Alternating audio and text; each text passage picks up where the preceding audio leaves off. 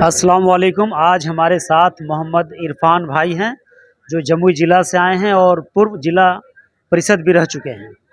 आज जन स्वराज की यहाँ पर एक कार्यक्रम थी होटल पाटलिपुत्रा कॉन्टिनेंटल में, जो पटना अनीसाबाद गोलंबर के पास है। और इस कार्यक्रम में ये आए, अपना स्पीच भी दिए, अपने अनुभव को भी साझा किए हैं। हम इनसे जानने की कोशिश करते हैं। सर बताइए, आपने कहा था कि राजनीतिक अनुभव हमारा लगभग 30 सालों का है, 88 का शायद आप बता रहे थे। इतने सालों से आप राजनीति कर रहे हैं, तो राजनीति में कई उतार चढ़ाव तो आता है और सबको फेस करके आप यहाँ तक पहुँचे हैं। अब जन स्वराज से क्या चाहते हैं? देखिए, हम लोग का राजनीतिक उम्र 30 न बल्कि 36 साल हो गया। 1988 से हम 100% राजनीति में है।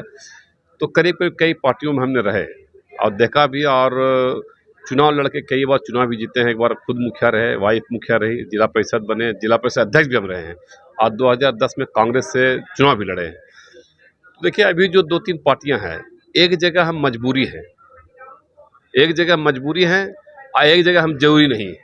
जैसे एनडीए में हम जरूरी नहीं है और आरजेडी है तो मजबूरी है, कहाँ जाइएगा। इसी जरूरी या मजबूरी के बीच हम लोग पिस रहे थे।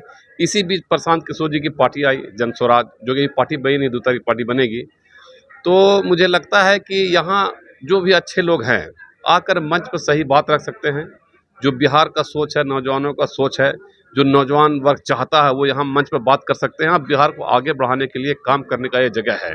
जैसे जो भी इसमें जुड़ने वाले लोग हैं, सही लोग भी हैं, और जो जिला का सेकंड थर्ड लाइन का जो भी नेता है, जो जमीन पर मेहनत करता है, उसको कभी जगह नहीं मिलता है। आप देखिएगा, राजनीति में जगह उसे मिलता है जो मार्केट से 10 केजी मूंग का दाल ले ले, अपने नेता का पास पहुंचा दे, अब बोले जी सर घर में हुआ था, जबकि उसके बच्चे को खिसाड़ी का दाल नसीब नहीं है। वैसे लोगों को राजनीति में बढ़ाया जाता है और ज़मीन पर जो मेहनत करते हैं उसको ज़मीन पर ही छोड़ दिया जाता है। तो वैसे लोग जन स्वराज में आ रहे हैं, जिसको कि हमारी दूसरी पार्टी कहते हैं कि सब डेड लोग जा रहे हैं, जबकि नहीं, वो लोग जन स्वराज में आ रहे हैं जो नेता बनाते हैं, बने नहीं है लेकिन बनाते। वैसे लोग जन स्वराज ज्वाइन कर रहे हैं और जन स्वराज का भविष्य अच्छा है। बिहार के जो निवासी हैं 11 करोड़, क्या 11 करोड़ में से 5 करोड़ लोग भी जन स्वराज को स्वीकार करेंगे? देखिए, अभी आप देख रहे हैं, जब बिहार में जन स्वराज पार्टी नहीं बनी है तब पूरे बिहार में हलचल है और बगैर शोर शराबा के। देखिए, 28 तारीख बापू सभागार में मीटिंग हुई, फिर 1 तारीख हुई। आप देखिए, एक किसी सरकारी पार्टी को एक बार बापू सभागार में भीड़ लगाने के लिए हर विधानसभा उनका माननीय मंत्री, विधायक, सांसद दौरा करता है, पूरा घूमता है, बस पर पूरी सब्जी देता है, घर पे यहाँ पटना में पूरी सब्जी बनाता है, तब बापू सभागार फुल नहीं होता है। लेकिन आप सोच सकते हैं, सर्द हवा, बगैर इनका डेट पड़ता है और इनका आदमी आकर के बापू सवार को फुल कहता है। आप समझ सकते हैं इस बात को, कैसा सर्द हवा चल रहा है। देख रहे हैं, एक तूफान बरसात में गंगा नदी में चलता है और समुद्र में नीचे लहर चलता है, उसी तरह जन स्वराज का जमीनी लहर चल रहा है। ये पता चलेगा आप लोग। कहीं ऐसा तो नहीं सिर्फ और सिर्फ ज़्यादातर मुसलमान ही जन स्वराज की तरफ झुक रहे हैं? ये प्रशांत किशोर की एक नई राजनीति तो नहीं है, नई चाल तो नहीं है? भारतीय जनता पार्टी को 2014 में उन्होंने कहा था कि हम घर घर तक मोदी जी को पहुँचाएँगे, तो कई नई चाल तो नहीं है और घर घर तक पहुँचाने का? देखिए, ये बहुत लोग कह रहे हैं कि मुसलमान ज़्यादा जुड़ रहा है। सबसे पहले आप ये बताइए कि इलाज की ज़रूरत किसको पड़ती है जो बीमार होता है? तो आज बिहार में वाकई में बीमार मुसलमान ज़्यादा है, जिसका लीडरशिप नहीं है। यादव का लीडरशिप है, आपका इधर नीतीश जी का तो उसमें लीडरशिप है, इसका कोई लीडरशिप है नहीं। तो ये भटक रहा था, ज़्यादा जुड़ रहा है, सच्चाई है। एक ब्राह्मण मुसलमान पर भरोसा करे या एक मुसलमान ब्राह्मण पर भरोसा करे, इसका कितना फ़ायदा मिलेगा? देखिए, जब पूरा देश गांधी जी पर भरोसा कर सकता था, जब पूरा देश चंद्रशेखर जी पर भरोसा कर सकता था, जब पूरा देश राम मनोहर लोहिया पर भरोसा कर सकता था, तो उसी तरह हम लोग अब जात पात से हट के इसी को तो ख़त्म करना है। जात पात की राजनीति ही खत्म करना। जो बिहार के लिए अच्छा सोचे, नौजवानों के लिए अच्छा सोचे, उसके साथ हम लोग हैं। दूसरी बात कि आज जो प्रशांत जी बोल रहे हैं, उनकी बातों को हम लोग समझ रहे हैं। अब अंदर तो कोई देखा जा सकता नहीं है, तो जब इतने बार हम लोग सबके एक बार इनका भी साथ दिया जाएगा, और एक ही बार ठगेंगे ना, तो हम लोग तो हर साल ठगा ही रहे, तो एक बार और देखेंगे। अगर इनका नियत अंदर से भी ठीक होगा तो बिहार बिल्कुल आगे बढ़ेगा। अच्छा, अभी अपने भाषण में कुछ देर पहले बोले थे कि हमारा जो दबंग छवि है, दबंग छवि से कुछ लोग घबरा भी गए थे, आप जब चुनाव लड़े थे पहली बार। तो इस दबंग छवि से कितना फ़ायदा मिलेगा आपके ज़िले में, आपके क्षेत्र में प्रशांत किशोर को? देखिए, हमारा दबंग छवि नहीं रहा है। हम दबंग ये नहीं बोले परिवार मेरा मजबूत था, लेकिन राजनीतिक लाइन से बिल्कुल जीरो था। हम पब्लिक के घर घर जाके मेहनत करके सबका काम करने के बाद हम चुनाव जीते मुखिया का। आप एक बार सोच सकते हैं कि पहली बार मुखिया जीतना, जबकि हमारा पब्लिक ये मेरा राजनीतिक बैकग्राउंड कोई समाज का नहीं है, मेरे परिवार का नहीं था। खुद अकेले खड़े होकर के मेहनत किए 12 साल अपने पंचायत में, तब हम मुखिया बने हैं।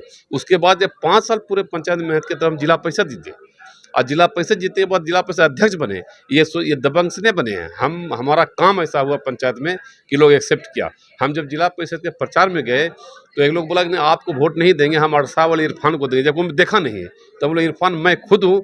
तो उम्र दराज आदमी निकल के बोलता है इरफान भैया जिंदाबाद, हमसे 20 साल ज़्यादा उम्र का है। तो दबंग छवि नहीं रहा, मेहनत किए, जमीन पर मेहनत करते। आज भी जमुई जिला में हमारा ये पहचान है कि हम झूठ नहीं बोलते। किसी पार्टी में रहते हैं, किसी पार्टी के दबाव नहीं, अपना बात बोलते हैं। ठीक है तो ठीक है, नहीं तो कोई दिक्कत नहीं है, नहीं तो लालच में कोई पार्टी बदलते हैं। एक आखिरी सवाल है, क्या प्रशांत किशोर की पार्टी अभी बनने जा रही है?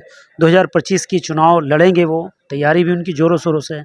आपको अगर मौका मिला एमएलए का चुनाव लड़ने का, क्या आप लड़ेंगे या फिर आप ये पार्टी को कहेंगे कि किसी और को दीजिए, हम आपके साथ? देखिए, हम प्रशांत किशोर से हमारी अकेले में बात भी हुई तो हमने उनके कहा कि देखिए हम बगैर शर्त हम जन स्वराज में हैं और सीट मिलना कोई ऐसे देता वता नहीं है, जो मेरा विश्वास है। आप मेहनत ऐसा कीजिए कि देने पर मजबूर हो जाए। पार्टी ऐसे कोई टिकट नहीं, फिल्म का टिकट लेने बड़ी भीड़ होता था, ये तो एमएलए का टिकट है। जब मेहनत करेंगे वैसा लेगा तो पार्टी देगा, चुनाव लड़ेंगे।